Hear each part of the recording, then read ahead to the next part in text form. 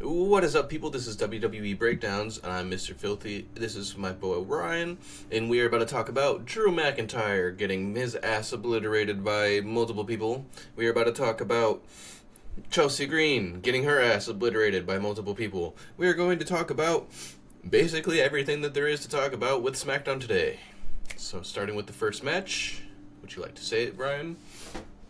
Drew McIntyre kicks off the show, and then, as you said, Cody Rhodes just immediately obliterates his ass during his entrance.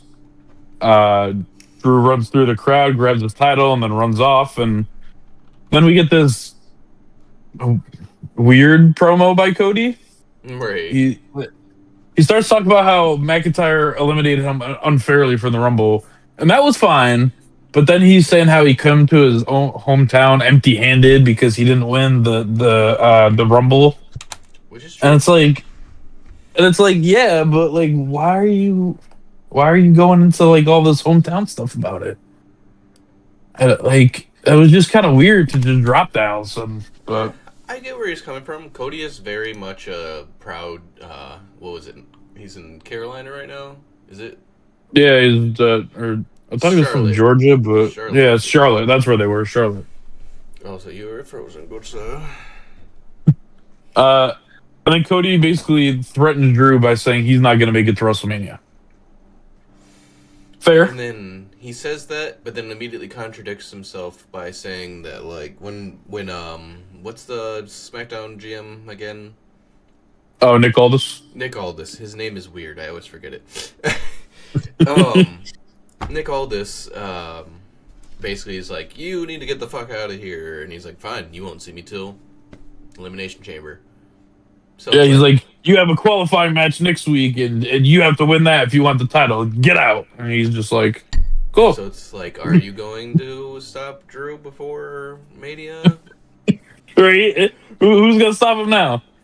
Uh, Julia and Kiana James, they got this weird obsession with saying that Julia's gonna be a triple title holder, and I And don't know then why. failing every time. Yeah, like they said, oh, we're gonna win the titles, and then she's gonna win the Rumble, and then she's gonna win the title at Royal Rumble, and then Io and Rhea literally just retain in a pretty cool finish with the Riptide, and then into the over the moonsault. Yeah, that's what's been kind of like pissing me off about how they're doing it with the tag champs is like, and the United champs is basically they come out and they're like, I'm gonna do a thing, and then they never do the thing, and then no thing happens after. Like, they don't eventually get the thing. They don't anything. Yeah, they don't like. I'm all for like wrestlers like doing a promo and saying like, oh, I'm gonna do this and I'm gonna do that, But if there's but at least never a payoff, yeah, at least attempt to try what you're doing. Don't just say, hey, I'm gonna do this, and then literally fail at every turn, every opportunity that you get. Like it doesn't make sense. right? uh then we had Carmelo Hayes and the Miz. Now, quick side note: Carmelo Hayes and the Miz split up how long ago? And I did overhear, I don't remember which announcer it was, saying that this is the first time that Miz and Carmelo Hayes ever fought each other. So you're telling me they had that whole tag breakup where like I didn't even realize until I heard the announcer say it, but they did this whole tag team breakup and everything, and there was never a match. No way. I remember them having a match. According to the announcers, this is the first time they've ever fought was on SmackDown. I guess I'm making shit up, but I swear they had I a know there match. I know there was some brawls. Maybe like you're thinking of a brawl in your head and you only saw like you remember a piece of it. Nah, I But remember Miz apparently losing to Carmelo. I thought. maybe it was a tag match. I don't know. But Nah, apparently, because I according to was the mad that he's putting over Carmelo, low key. But like, I guess I was mad about nothing because it didn't fucking happen. Goddamn.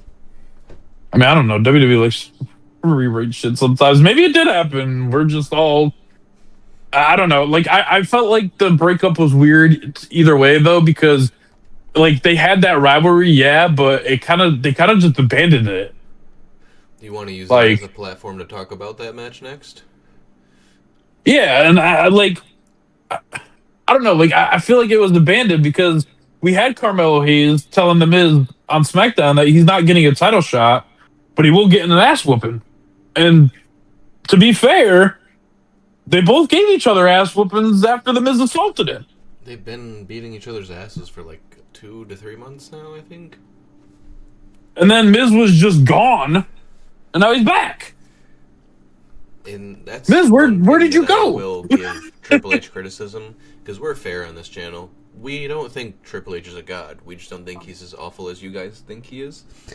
He does have a problem with keeping wrestlers in mid-card purgatory, is what I'm gonna call it, where they're endlessly fighting the same person over and over and over again with no real like progression towards anything. And I'm just gonna say, if we do not get Sami Zayn back in mid card, what are we even doing? What are we even doing? I already heard rumors that he's gonna be like they're gonna do a fatal 4-way with Sammy.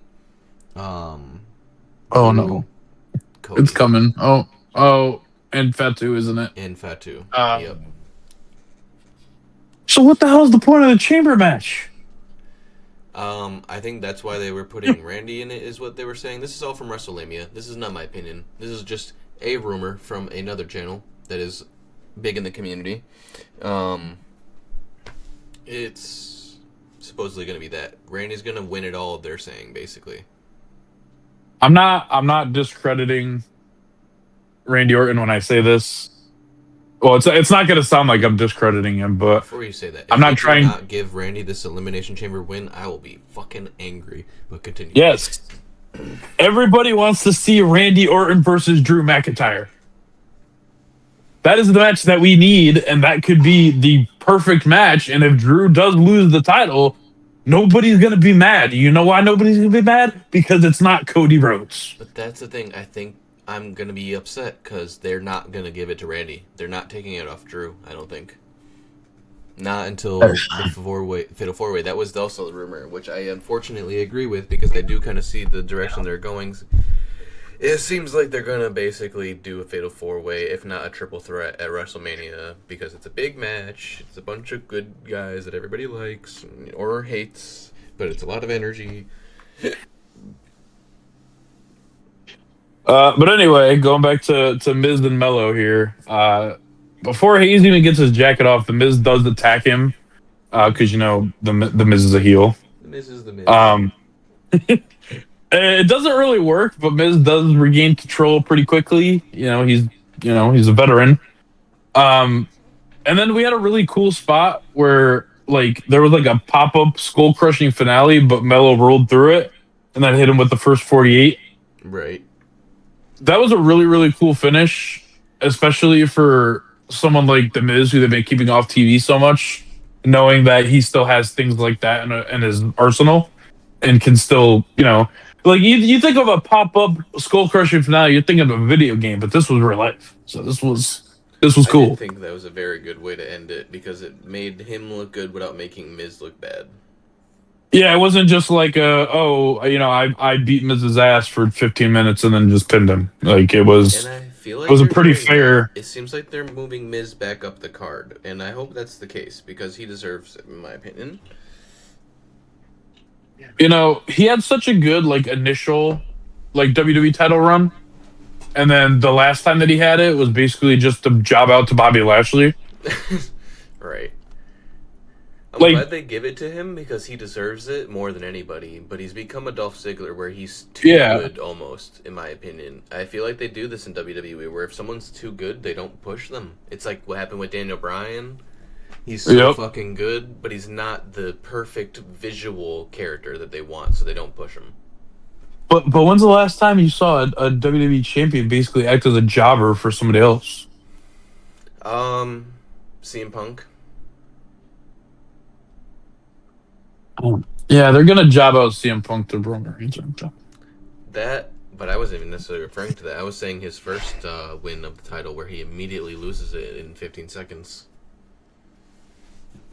Oh yeah, there was Well, or not first win, his first win back from his return. Yeah. They give it to him just for him to lose in 10 seconds. To who? What? Seth Rollins, right? Yep. It was Seth Rollins. Of Yeah, course, it fucking was Seth asshole. Rollins. Fucking respect.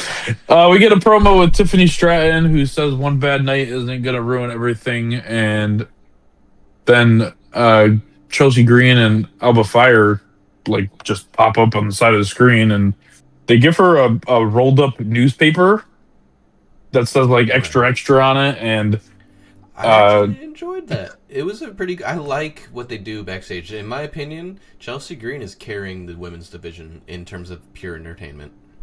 about when Stratton told her to check the obituary and the fake paper because that's That where was a Green's name good is gonna comeback. be. She squashed it the same way that Drew squashed fucking Williams later on tonight, and we won't talk about that till now or till then. But Yeah, but that was hilarious. foreshadowing for sure. Uncle Howdy shows up on screen and tells Solo that he's scared to be alone, which, No, yeah, because that's Bray Wyatt. What are you talking about? which I mean, Uncle Howdy's not wrong because as soon as like Solo was alone, he like called up like six people in his family and was like, "Hey, come on over. I need you." I will And he say says that fear will show up when he's all alone. So, I I mean, will. I I will don't say know. he's finally starting to look like Bray Wyatt now. Yeah, he's got the hair grown out, and I mean, I know they're brothers in real life, but he never had that look about him.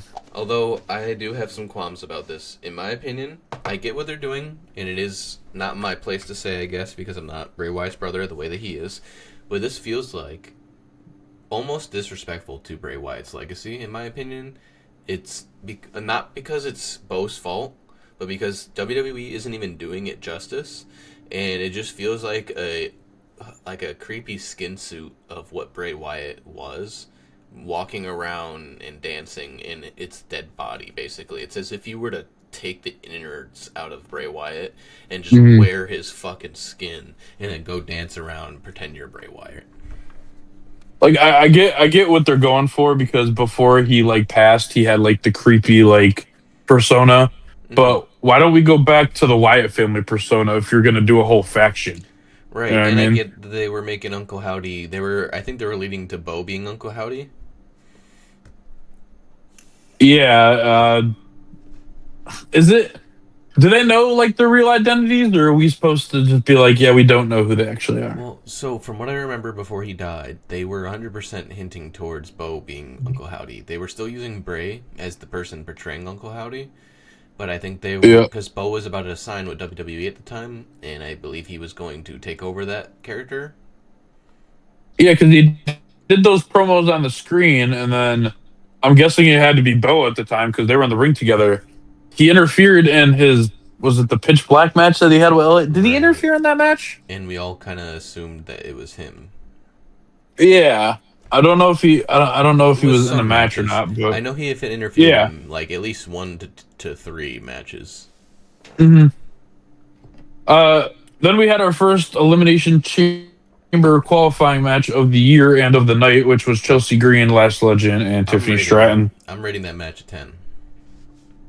That match was really good.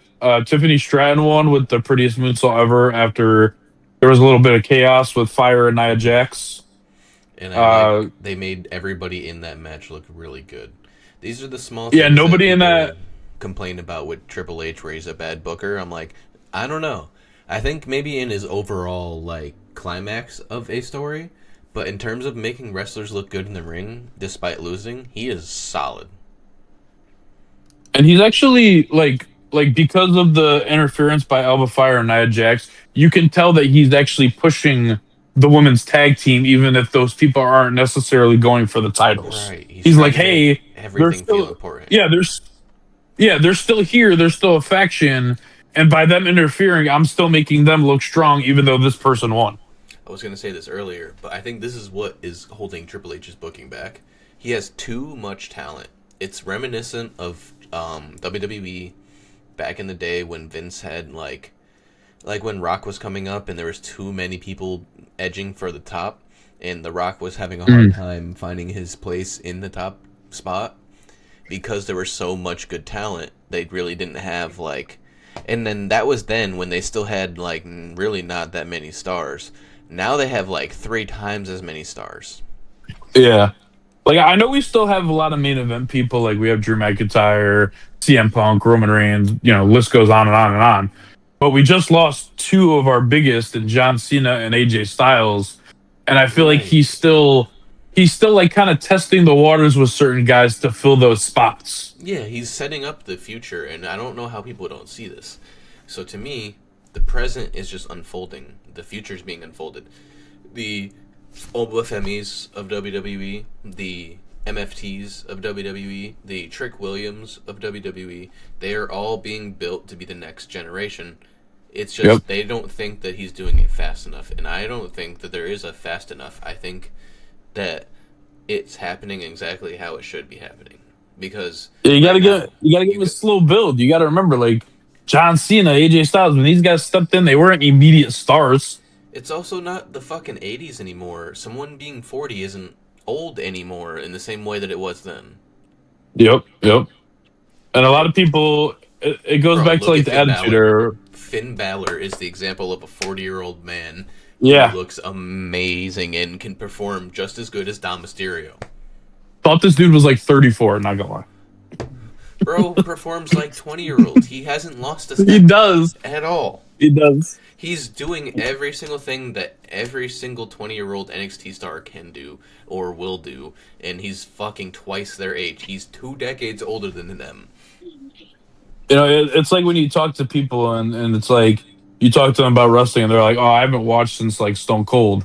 It's at that era now where it's like, "Oh, I haven't watched since John Cena," and it's like, I feel yeah, but old people for retire. saying That, oh my god. but it's like, yeah, but people retire, so that's life. Like they can't go Right. forever. This is a longevity sport. We're watching the You know, natural it, cycle. We're watching what happened back in the day. So this is the difference between real WWE fans and bitchy new fans, in my opinion. Back in the day, we watched the Shawn Michaels and Undertaker's unfold, and we clapped. We watched Ric Flair unfold, and we clapped. Now we're watching the same thing, but technically younger, because all of these people retiring were younger than Undertaker and Triple H and Shawn Michaels and Ric Flair. And mind you, all of these people held championships at that time. But we still got Randy Orton's left. We still got Drew's. We yep. still got we got the. I mean, technically we got the Miz. He seems like he's getting a small push towards the top again. If you think about this for the minute, Randy Orton and The Miz are the last two. If we're talking about like full time, they're the last two like Undertakers of our generation. They're the last two guys that are established and everybody knows that are still full time and always have been full time. Well, like what happened, bro? We used to appreciate that when Vince would appreciate WWE stars who put in effort over decades and decades of time into the industry, and then you know what they get? They get a championship. They get a major push before they retire. They get a whatever the fuck they want because they did the work. Yeah, Why are we I mad think it about was. I don't know. I think it was Trick Williams saying that he wanted to break Randy Orton's youngest world title record. that? Hey, It's not I'm gonna okay with happen, my dude. I'm actually starting to warm up to Trick Williams. I'm starting to like him after that promo he cut with somebody backstage. Who was it? Fucking he cut a promo before he did the Drew stuff. I can't remember, but he's looking good. He's looking good. I think it long was as it against wasn't. Cody, maybe. Oh no! I know what you're talking about. Let me just. Wow. I'll find Yeah, it we're right we're now. we're gonna get to that. I think that happened a little bit later. I have it on here somewhere. Anyway, Great match for Tiffany Stratton. On to the next. yep. Oh, it was Sami Zayn. I remember now, but we'll get to that. So we see Randy Orton backstage, and he says he's not happy with his performance at the Royal Rumble, but he has the most experience in an elimination chamber match. Absolutely. So, but again, what does that matter? I think he's been in like, yeah, I think he's been in like 10 of them, but I mean, in an elimination chamber, it's kind of like the luck of the draw. Like, if you're coming Right. out first or you're coming out third, I mean, there's 6 people that come out every, 4 people are coming out every 5 minutes. If you're starting, I mean, you kind of SOL. I feel like. I like that they're. I feel like that's. I feel like it's the curse of saying I have experience. Every time someone says I have a lot of experience inside of X, they usually lose. Yeah. I mean, you look at Royal Rumble experience. Like we have people like, Santino Morello who get eliminated in 1 second and then still try again the next year, and it just doesn't work. Never works. Right, like we have all these people who are like Kane. I'm a 10-time Royal Rumble entrant or whatever the fuck his number is. How many times did he win? 0. Cade's never won a Royal Rumble. Exactly. That's like the Big Show. He was always like, "I'm the biggest guy in the Royal Rumble match." Bro, you've won 0 Royal Rumbles. Right, it's like thanks for reminding 0. us that you're the guy we target. Yeah, literally, like you're literally the guy. Like when there's 18 people in the ring, you're the one that they're going after. Just throwing that out there, in case you didn't know. We get Aleister Black though, who interrupts Randy Orton, and he says, "Oh, we just lost 2 of the biggest superstars we had, but we're lucky to have at least part of you." I don't know what that means. Yeah, I don't know either. He's doing that. Unless I heard it wrong, but this is also Aleister Black we're talking about. So, oh, and then we get our boy Kit Williams, who doesn't seem as over anymore. So thank you guys for stopping that, because I don't know. it didn't make any sense. All of his shit, I was so annoyed. I'm like, why do you people fucking like him? He says that everyone is toxic. Yeah. I think it was it just men this time, or was it everybody now? I think everybody He now. came out and said, "I'm a feminist," which means men are toxic. And I'm just like, I don't think that feminism inherently means you hate men. I think you're just an asshole. Yeah, he challenged anyone with, I put this in quotations, toxic masculinity to come out and face him. And then Obafemi just comes enters out and annihilates Obafemi. his bitch ass. Yep.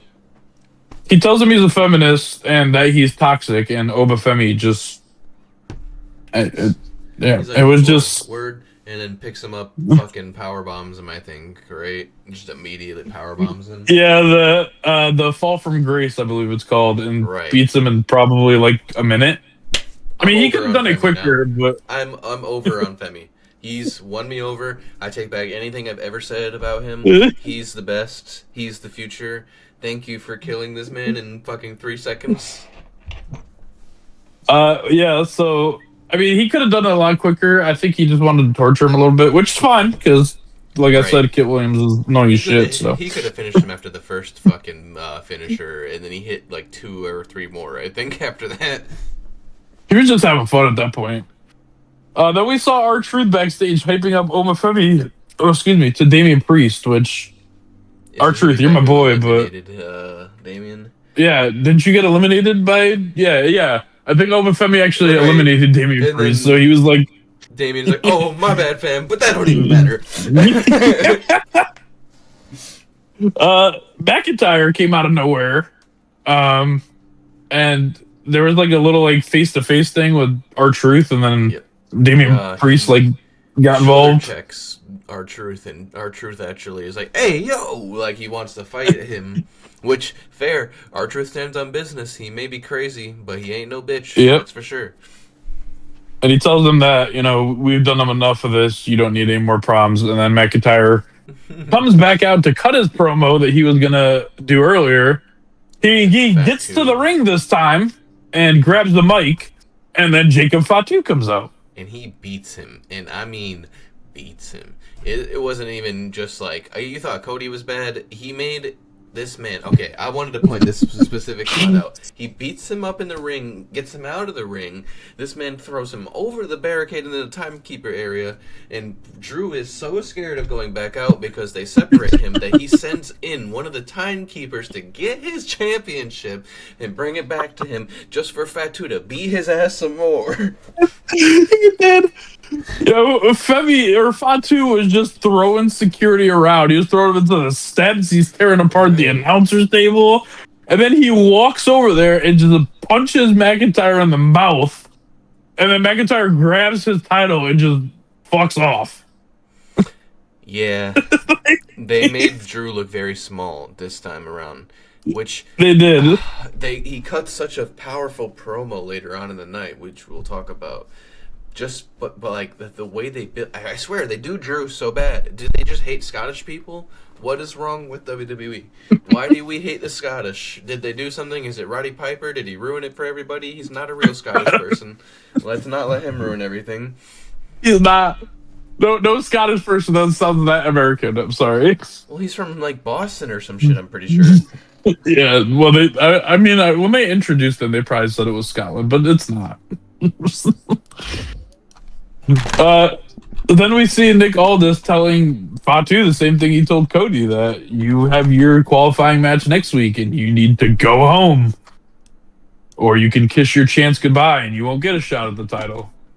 So Fatu kind of makes some noise and then leaves, because that's what Fatu does. Yeah. Then we had Shinsuke and Tama Tonga, which we're finally getting a payoff to this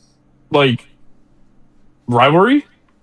There was some promos for the past couple weeks where Tama Tonga was kind of telling them hey, you're kind of trash, but I like you.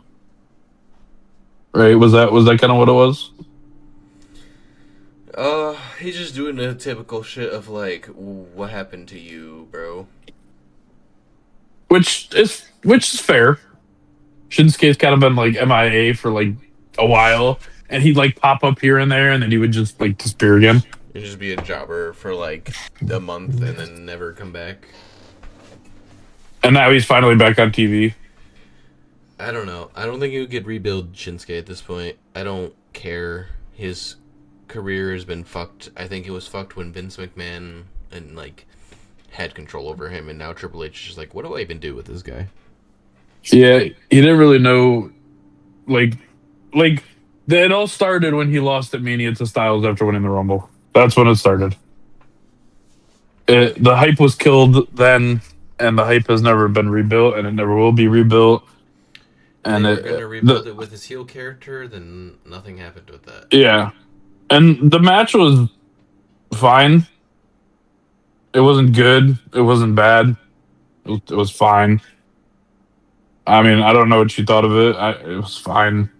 I mean, I couldn't help but notice how bad Shinsuke looks. Yeah.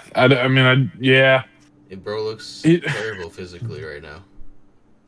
It's just, I don't know, maybe bro just doesn't want to be there. I don't know. I don't think he cares. I think he just wants the money. Maybe. I'm not trying to disrespect him because he has had a very big body of his career or whatever. He just looks. Yeah, but he's done just absolutely nothing since then. Maybe what's his face is right. I forgot who said it, but Ricochet. WWE kills the love of the sport for some indie wrestlers, and for indie wrestlers I feel like it's the case. Shinsuke is he looks defeated. He looks soulless in there. Well, to be fair, Ricochet's in the new WCW, so I mean, I don't know if we can really talk about that. He may be a dumbass, but he's not wrong about what he said about that. Yeah, that's true. And I think isn't his wife hot, so we get the plus. Yeah, Samantha Irving, the old ring announcer. The weird backstage segment with Johnny Gargano lying face down on some equipment, and Candice tells him that he's been like that since he lost Axiom's mask. Bro, it wasn't even yours to begin with. And it was just a mask. You're asking you lost your wife. I think what they're doing with it is that's the last remnants of Tommaso Ciampa that he has, maybe, if I'm being generous to the story building. Mm-hmm. That's the only thing I can think of. And if they're going with that, I like that angle. Because I don't know where else the fuck they would have gone with any of that stuff after all the things, because bro's gone. But yeah, she don't know the outcome of this. Oh, sorry, go ahead. My bad. I also don't know the outcome of this or where they're going to lead it to. She begged Fraxion and Motor City Machine Gun for help, but they're just kind of hell no. And it's You went to the four worst people in the world for help for this guy.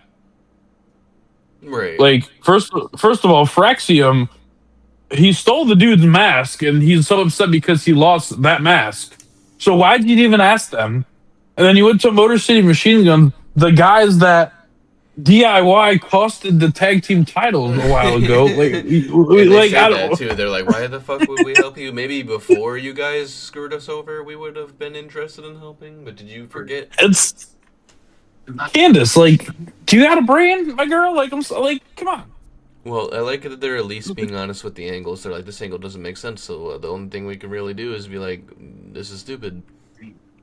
I mean, I know that Alex Shelley was a little close to him, so him stopping, like, hanging about afterwards to kind of like let her down gently was nice, and still let us know that, like, hey, there is like a little bit of friendship still there. But I mean, that was all we really had. Right. We get Io and Rio. I guess we can just call him Rio at this point. They talk about how they don't add more gold, but they want more gold. I don't even know if they're in the Elimination Chamber qualifying matches. They're Raw superstars, so you point. I don't know. The thing is with them is in the tag team division in general is they put on great matches, but I don't care about why the match is happening ever. So what did you think when Lash and Nia showed up and said that it should have been Lash who won earlier in the night? And Shoulda, they say coulda, that, woulda. It's like you guys are yeah, the biggest, most intimidating people, but you never win a match ever. and they also tell them that if they were in the ring, meaning the tag match that happened earlier in the night, that the result would have been different. And EO asks if that's a challenge, to which Lash replies, no, it's a threat. Okay, so a few things to unpackage here. It's everything in the WWE is a threat. Lash, don't you want the titles? That's a challenge, also, isn't it? I don't know, but we get our boy Kit Williams on TV again because Triple H loves this guy for some reason.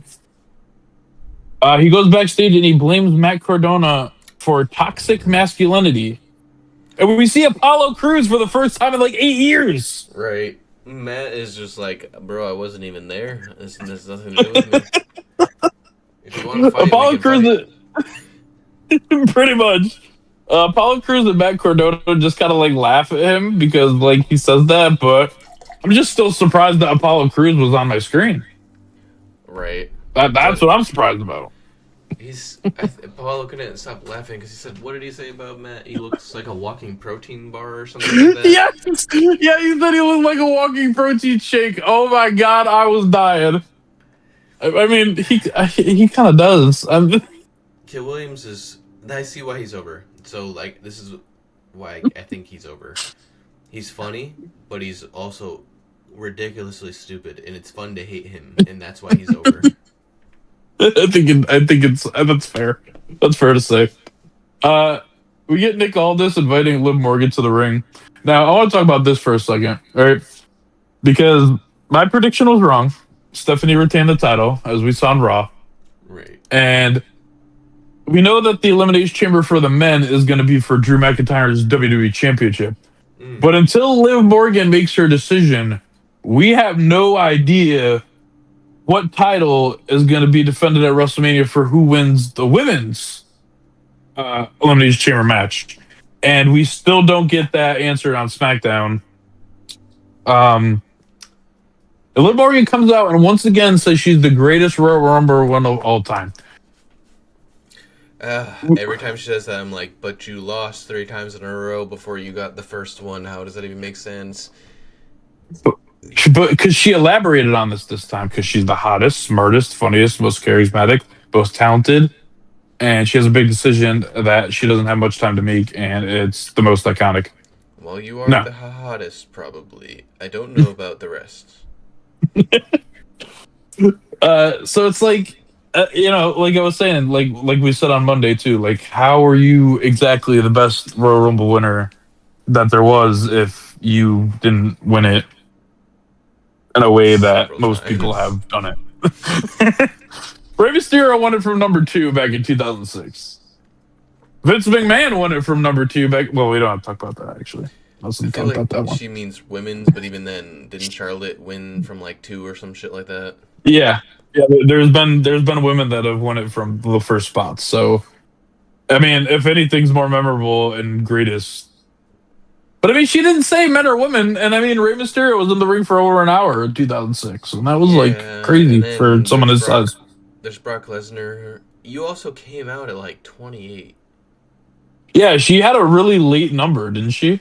Yeah, I don't remember what number it was. I could find it, but it was like 20 something. I feel like. Yeah, it was a very late number. It wasn't. It wasn't like it was like. She wasn't like number like 9, and lasted like 45 minutes. It was like, oh, I'm Okay. number 27. I gotta give her more credit. She was at 14. Okay, but you're still about at the halfway mark. But yeah, okay. She spent a half hour in there. That's not terrible. Well, that's not bad. Um, she says she has to be honest with us, and WrestleMania is not the only thing that's been on her mind. Morgan says she wants to address the elephant in the room, but Raquel snatches the mic like rather aggressively and says, "No, I do," but they're interrupted by Jade Cargill. So it seems like they're trying to build on that storyline of like, oh, you eliminated me, and maybe like try to like continue to tease like a breakup. But I mean, they Right. seemed pretty good unison like on Monday and on SmackDown. Like, I mean, I don't know, am I wrong? No. Uh, it's just weird. I don't know. And then we got Jade Cargill coming out and talking shit about both of them. Yeah, she says she doesn't care that she won the Rumble or that she's on SmackDown, but if she chooses her, she's gonna beat that ass at the Royal Rumble. And then Liv's like, "Bitch, do you not realize there's two of us in the ring? We'll kill you." Liv says that she could take on Stephanie, or she could let Raquel humble her, and then they'll be Judgment Day will be double champions. Yay! But Which might be the angle they're going for, honestly. But then again, she literally already lost, so that kind of doesn't work. yeah, because they had that little bit of a stare down right as Liv was saying that between Cargill and Rodriguez. And then we have Jordan Grace coming out and reminding them that she's like also there. But every time they do that, I feel like it just means that like, oh, by the way, I'm gonna lose, but just don't forget that I'm here. Yeah, um, like when like Liv Morgan tried to like say that she was the greatest Royal Rumble winner again, and Jordan Grace and Jade Cargill at the same time told her shut the hell up, bitch, Shut up, and bitch. Yeah. it was pretty funny. I'm not gonna lie, I like that. And then Nick Aldis says, if you're available to talk, you're available to fight. So Judgment Day versus Jade Cargill and Jordan Grace, Yeah. a tag match. It was strange. Uh, Um, it wasn't Jade, bad. I just didn't. I don't know. I don't care about them tagging together. yeah, I mean, it didn't. You're telling me that Liv has full range over who she's gonna pick, but you're still teasing this rivalry that's just not happening. Well, Is it happening or is it honestly, not? if you were gonna do this, you shouldn't have had Vaquer already have a match, or not Vaquer, Raquel have a match with Jade and lose already. It should have been a DQ or Exactly. something, or like a count out, or a double DQ, or anything other than a clean loss in the middle of the rings. Because it's like, well, I already know what happens with this match. I don't care. Uh, we get Jade accidentally kicking Jordan Grace, and then Reed Kell accidentally kicks Liv. So again, more tension. Also, I'm gonna be the Jerry Lawler of this podcast. The puppies, but in the back. Oh my god, with Liv Morgan's fucking outfit. It's always popping out.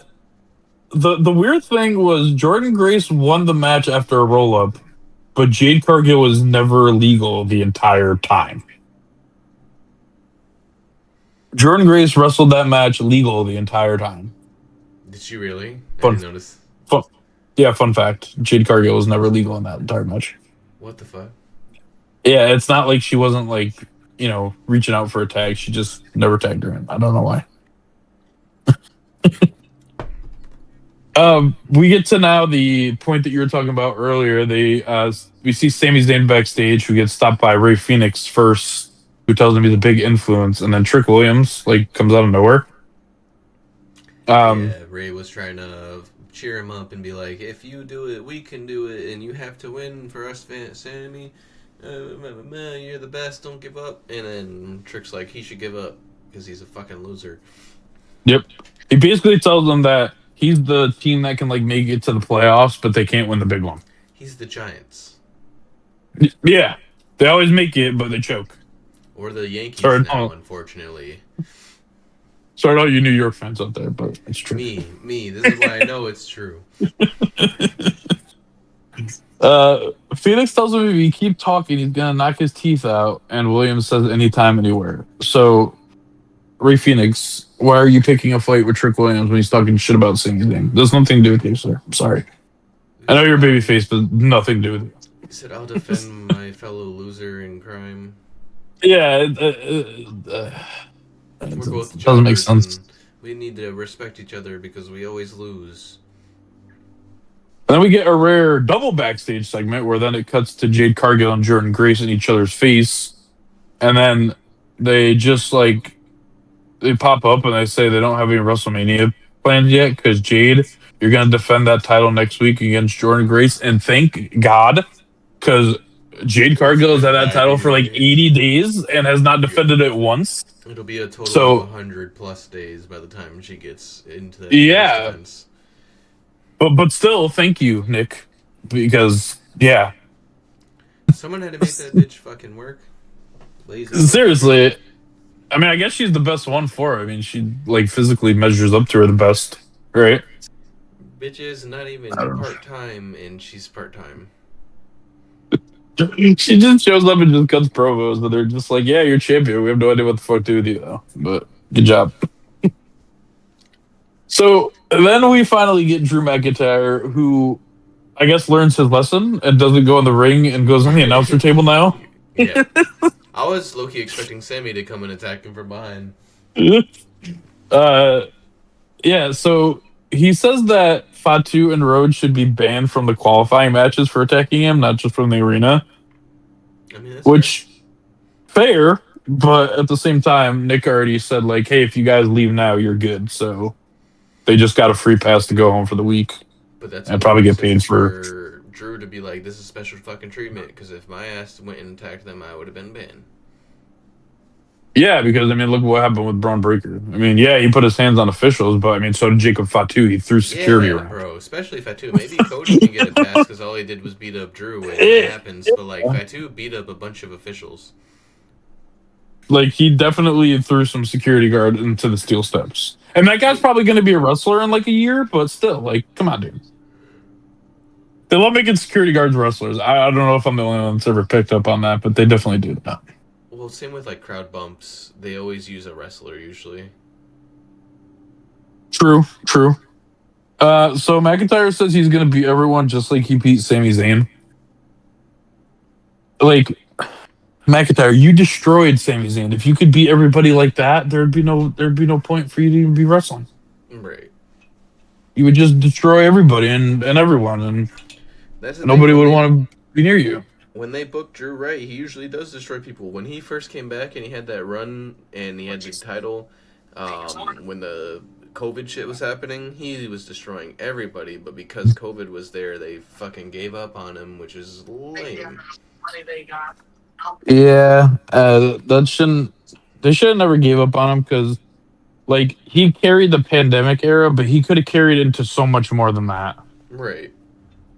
Like, he's so good with like working the crowd, and I'm so glad that he finally got his moment to win the title in front of a crowd because I didn't think they were ever going to give that to him. No, yeah, I really he didn't. deserves it. If anybody deserves it more than Finn Balor, it's Drew. This is accurate.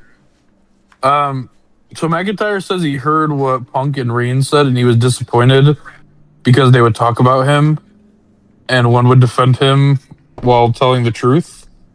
Like, and for instance, they'd be like, "Yeah, I beat him. Oh, but I beat him in his home country, and I did it better." Right. Like, Okay, fair. But we did talk about this. Well, before we started this, me and you did talk about this. He says the title is the number one championship, but uh, like it's the number one title, and he kind of lifted off. He listed off some names, but you mentioned that he did leave off an important name. I'll leave it up to you if you wanted to talk about it. What was it again? Sorry. You mentioned that he left off a certain 17-time world champion's name. Oh right, Drew was talking about how the championship was disrespected, and I agree largely. But like, he listed off San Martino, I think, and this person and that person, but didn't leave out the best WWE champion of all time, John Cena. Or he did leave him out, I, but didn't. yeah, I don't know if that was a disrespect or if that was just like an oversight, I but feel like with Drew, it's Cena, intentional. yeah, Cena's a pretty like recent thought. Like he was just champion last year, you know. He didn't even say And Ric Flair, which I thought was crazy. yeah, I didn't hear Orton. I didn't hear. Did he say Triple H? He might have I said don't. Triple H. I don't think he said him either. I'm just like, you left out all the actual major champions, I guess he and just named people from his childhood, like the '80s. I don't know, but but he said Bruno San Martino. Wasn't that motherfucker in like the '60s or some shit? did he say Shawn Michaels? Maybe. I don't think he said. He might have said. He definitely didn't say the Undertaker. The Undertaker was WWE champion in his biker gimmick for. He had that awesome ladder match with Jeff Hardy. If you guys haven't seen it, I will try to find out what Raw that is, and we'll talk about it after. But anyway, yeah, he leaves out like people that are from this generation that you know wrestling just became cool again. I guess I'll say a couple years ago. So a lot of people that he named off, people have no idea who the hell these people are. I'm gonna just Right. say it. But McIntyre says, "I know why you chose Punk." Obviously alluding to Reigns, because without your Samoan army, I would beat the crap out of you. Which is true because every single time he's ever lost to Roman, I'm pretty sure it was due to interference from somebody else. Yep. He lost at Clash in the Castle because of Solo. He lost like a few other times because of the Usos. Like Drew, like oh my god, I felt so bad. This guy just couldn't catch a break every single time he challenged for a title. Here was Solo. Here was the Usos. Here was fucking somebody, The Rock. Right. Somebody Everybody was talks there. about Roman Reigns carrying them through the fucking pandemic era, but Drew is the true champion of that shit. He was what made everything interesting. Drew McIntyre claymored the hell out of Brock Lesnar at WrestleMania, won that title, and I felt so bad because I was so happy, but he was so upset. You could just tell because it wasn't in front of a live audience. And the pop that he would have got if the audience could have been there, because he was such a big baby face at the time, the pop that he would have got And it people would have hated been, Lesnar so much they would have fucking went insane. yeah, it would have, oh my God, it would have been crazy. Um, but Drew McIntyre says that he's the real best in the world, and he's got guys fighting over him in a chamber just to get a shot at the title. No, I made a good point with Now, that. he did make a good point with that because Punk, you just got Roman. This dude's got Drew McIntyre's got six other guys fighting over a Although shot at his title. CM Punk has the entire vision coming after him. You know, I actually read online since you brought the vision up that Braun Breaker was actually originally supposed to win the Royal Rumble, but they like scrapped that for some reason. Mm. I'm glad they did. I would have been annoyed by that. It I would have mean, been do you think? predictable, but like also annoying. Yeah. Do you think that Roman was the right replacement for him? No, honestly, I scratched what I just said. I would have took Braun Breaker over Roman. I forgot that ass won. Yeah, and that's what we're getting at WrestleMania. Roman Reigns and oh, I just hate it so much. I do. I don't like it. I hate it. Just make Um. just make a Roman match at WrestleMania anyway and do spear versus spear. Like you didn't have to have him win the Rumble. Yeah. I mean, you like what? Can we expand on the Paul Heyman thing, please? He came out with Brock Lesnar, but Roman Reigns is over it now. Like, dude, you let this guy in your family. You let this guy into your family, and he betrayed you, and you just let it go. Yeah, Roman isn't known for being smart. No, he's not. We get Trick Williams coming out as McIntyre is leaving. Uh, And he and he tells posts. McIntyre that he's worried about all the wrong people. Now, Trick, sir, we don't. I don't even think you have a qualifying match that was announced yet. How is he worried about the wrong people? Because he's like, Like, eventually I'm going to get a title match, maybe.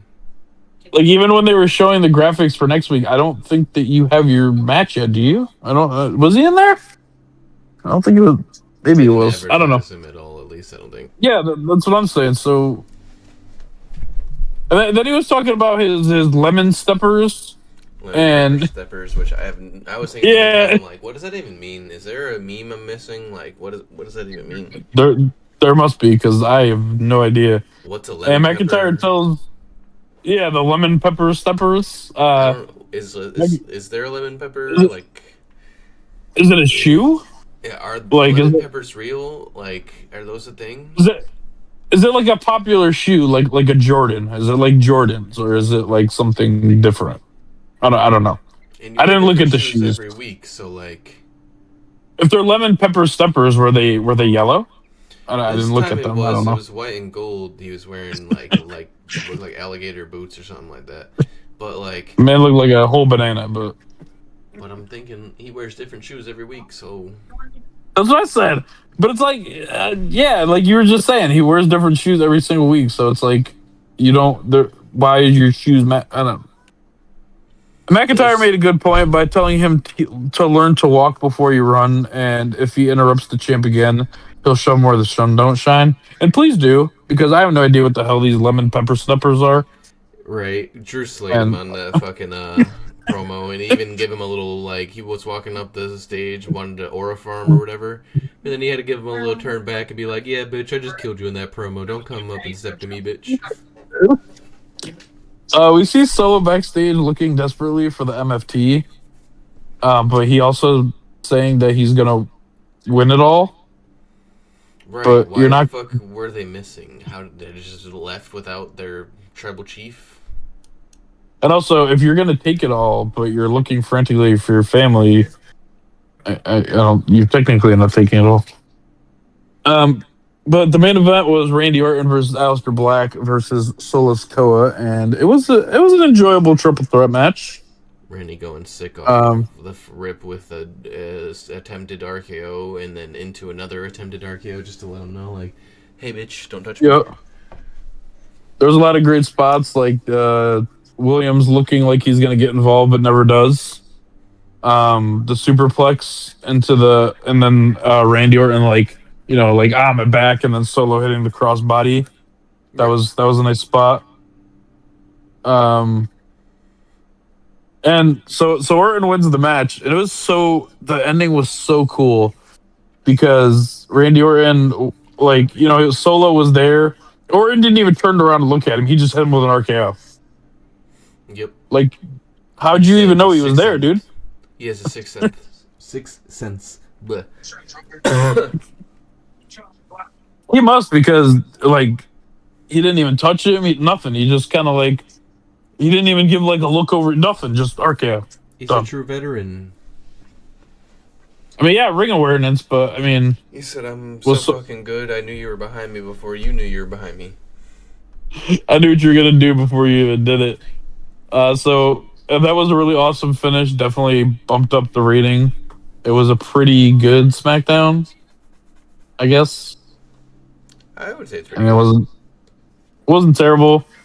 Um, And thing is the past like one or two SmackDowns have been so good that it's like even a like great but not perfect one seems less good because of it. I feel like. just because we had the Miz on this, and just because we had that awesome RKO spot, I would have to probably give it a 7.5 or 8. I think that's pretty fair. For me, I'm honestly going like 8 or 9 because I feel like everything was solid. They let it off with the action that ripped you into it, then a good promo from Cody. The mediocre tag match, it was really good, but I didn't care about it, so I guess that doesn't take it down too much. We had Miz, and he's always a plus no matter what. We got Tiff winning with Chelsea Grin looking awesome throughout the night.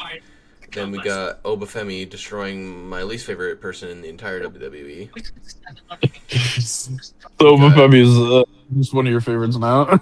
Yep, we got Drew getting his ass beat a second time. So, like, The sure. Shinsuke Nakamura shit didn't really make sense, and then the MFT leaving, so that does boost it down to like an 8 from a 9 probably. But everything else was real, solid after that. real quick though, like poor Drew, like this guy got roasted on Raw and then got physically roasted on SmackDown. They're disrespecting his title run, and I don't think he deserves it. He doesn't. He definitely doesn't. He's defended that title more times than Jade Cargill, and he's only been champion for like a month. Fucking. And that's not even that's not even counting live event defenses because he's only defended it like once on TV, and it's still more than she had. Hashtag respect Drew. We need to start that. We need to flaunt that hashtag everywhere. Drew deserves more. He deserves better. Justice for Drew. Yep, exactly. Everyone's talking about like justice for Ricochet or all these other indie fucking nerds that don't really No, matter. they don't. No, They don't deserve it. They don't deserve it. It's Drew or it's nothing. That's what I'm going with. Yep, Drew deserves the world. He deserves to be the next John Cena. Him and Cody. Should they make him an 18-time champion, or do you just mean like in popularity terms? In terms of getting pushed to the fucking moon for no reason other than the fact that he's Drew McIntyre. Oh, so like they did with John Cena, just because he was John Cena. Yeah, just fucking push him. He wins. He wins all of it. It's all for him. My main 3 people that need to be pushed to the moon is just fucking CM Punk, Cody, and Drew. Those are my favorites right now in the WWE. I don't care. A lot of people are gonna hate you for that Cody comment. I don't care. Cody doesn't deserve the hate. You just guys got bored because he's a fucking face, and faces are always boring. You guys wanted him so bad to finish the story, and then he did it, and then literally the next day, you guys were like, "God, this title reign's so boring." Well, he's the true John Cena. Everyone wanted it really hard. They wanted John Cena to be the best, and then when he's the best, they're like, "Oh, it's not really that interesting now that he's the best. I kind of want something else now." And so that means that John Cena's an asshole. Just for when he finally retires, everyone realizes, "Oh yeah, he was the best." It's like the heel turn that you guys wanted. They gave it to us, and oh no, it was too late. Oh yeah, they should have done that. Like they could have done that before their retirement, and then they It could does- have had like it- 6 months to a year or more of building in that heel status before they even did all that shit. I mean, they definitely could have, but I feel like the turning face through a promo was good because he was like, "Oh, I turned heel to help these guys, and they haven't showed up once to help me, so like, screw them." And it's like, yeah, that's fair because we all knew The Rock wasn't going to show up at all. Right. Had they been able to commit to the heel bit, it would have been better. Absolutely, 100%. But I mean, I guess they wanted him to retire as a face because Gunther. No, yeah, That's it worked why. itself out. I feel like it concluded well as it could have. A lot of people said that it was bad. I'm like, it could have been a lot worse. Like, we could have Did got you heel catch John Liv Cena the entire year. I'm just saying. Or babyface John Cena the entire year. Sorry, not heel. So, It went just as saying. good as it could have gone realistically. Like with the fumble in the beginning. Thing is, had they had no fumble in the beginning, it would have been perfect. But that's really what kind of made it hard to really recorrect the retirement. Yeah. I mean, you had to kind of think, too, that, like, not Trick Williams, Travis Scott and The Rock probably already agreed to, like, show up, and then either something came up or they just said that to get that storyline in the door and then just bailed on it. Bro, please let Travis Scott back in the WWE just so that he can like go face Obafemi. Well, they were actually going to use his music, and they didn't. That's why they picked Eminem's song instead. Either way, just put him in. I don't 'Cause- care. Fuck his music. Well, I fuck mean, everything about him. he- Just put him in the ring with Omafemi. Well, he punched Cody in the ear and bursted his eardrum, so they kind of were like, "Yeah, you don't belong here." Yeah, forgive him and let him punch Omafemi. Maybe we'll eat him like a bowl of cereal. Or, for if you want a real problem, put him in with Brock Lesnar. Oh, that would not go well for him. He would look like Randy Orton after the match with Brock Lesnar. He definitely would. But I think that's all we got for the SmackDown portion of this. So It is. It is. feel free to argue with us in the comments because you already know you want to. But before listening to this whole podcast, you're gonna already know that you want to argue with us down there. So make sure you do it. It's okay that you're wrong. No, I'm just kidding. Well, let us know what you think. Maybe we're wrong. Tell us if we're wrong. Tell us if we're right. Like and subscribe. We'll see you later. But if you're wrong, realistically, we're just gonna tell you that you're wrong. But yeah, we'll see you guys in the next one. Peace.